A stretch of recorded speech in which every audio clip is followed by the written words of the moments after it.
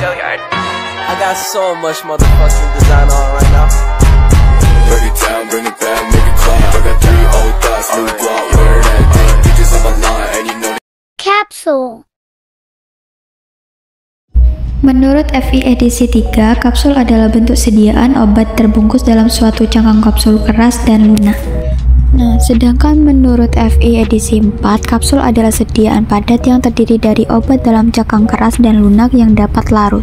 Cangkang umumnya terbuat dari gelatin, tetapi dapat juga dibuat dari pati atau bahan lain yang sesuai. Yang selanjutnya ada komponen kapsul, yaitu yang pertama ada zat tambahan, kemudian zat aktif, dan cangkang kapsul. Kemudian persyaratan sediaan kapsul. Yang pertama ada keseragaman sediaan yang dibagi menjadi 2, yaitu keseragaman bobot dan keseragaman sediaan. Kemudian ada waktu hancur dan yang terakhir disolusi. Keuntungan kapsul itu bentuknya menarik, selain itu juga bisa menutupi rasa dan bau dari cangkang kapsulnya, dan juga mudah ditelan serta cepat hancur atau larut dalam perut, sehingga bahan cepat segera diabsorpsi atau diserap dalam usus. Kapsul gelatin keras cocok untuk peracikan. Nah, dokter dapat memberikan resep dengan kombinasi dari bermacam-macam bahan obat dan dengan dosis yang berbeda-beda. Selain itu juga dapat dibuat sediaan cair dengan konsentrasi. Dan kapsul dapat diisi dengan cepat, tidak memerlukan bahan penolong seperti pada pembuatan pil atau tablet. Untuk selanjutnya yaitu kerugian sediaan kapsul. Yang pertama, tidak sesuai dengan bahan obat yang sangat mudah larut. Contohnya KCI, CACI2, KBR, NH4BR. Untuk yang kedua yaitu tidak dapat digunakan untuk bahan yang sangat efloresen dan delikosen. Untuk bahan efloresen sendiri itu yang dimaksud kapsul yang sangat lunak, dan bahan delikosen yaitu kapsul yang mudah rapuh dan gampang pecah.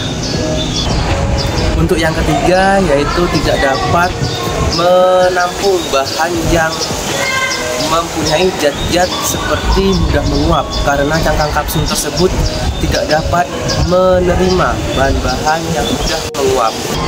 Dan untuk yang keempat, kapsul tidak dipergunakan untuk balita. Dan yang kelima, kapsul tidak dapat dibagi setengah.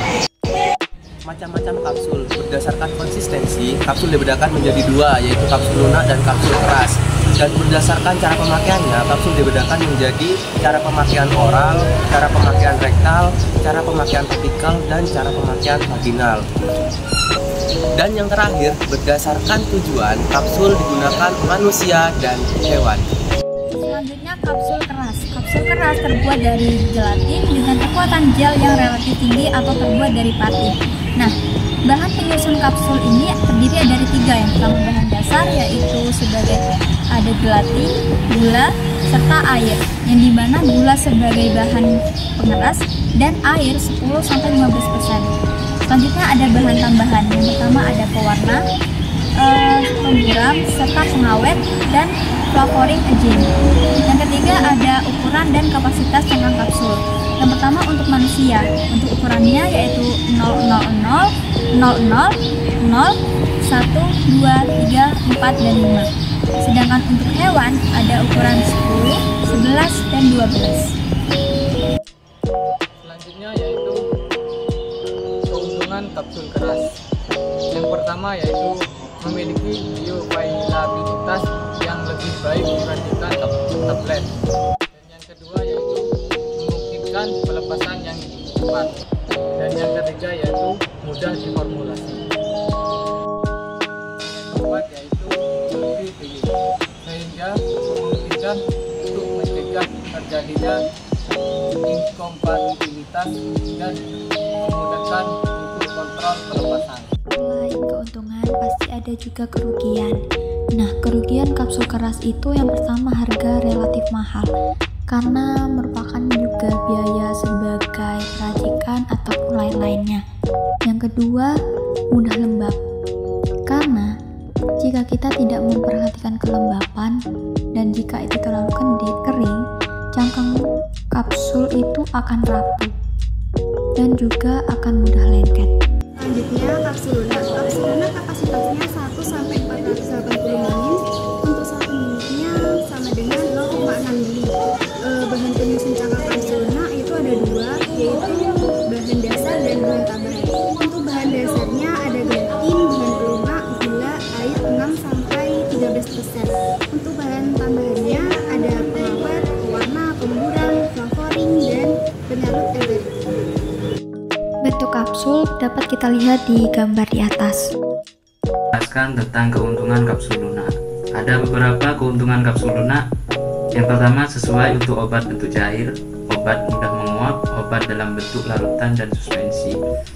Yang kedua, dapat ditutup kedap udara sehingga sesuai untuk obat yang mudah teroksidasi. Yang ketiga, mengurangi debu dalam pembuatannya. Yang keempat, memungkinkan untuk mengurangi iritasi lambung. Yang kelima, tersedia dalam banyak bentuk dan ukuran. Yang keenam, penampilan lebih elegan dan mudah untuk ditelan. Yang selanjutnya ada kerugian kapsul Luna. Yang pertama, lebih mahal dibandingkan tablet dan kapsul keras karena memerlukan mesin pengisian khusus dan keahlian khusus. Kemudian yang terakhir, meningkatkan kemungkinan interaksi antara isi dan cangkang kapsul. Jadi, perbedaan antara kapsul keras dan kapsul lunak. Yang pertama, kapsul keras itu terdiri dari kapsul yang kosong, sedangkan kapsul lunak hanya satu kesatuan. Dan yang kedua, biasanya kapsul keras ini padat juga dapat cair, sedangkan kapsul lunak ini biasanya cair juga dapat padat. Lalu juga kapsul keras ini hanya satu variasi, sedangkan kapsul lunak ini bermacam-macam.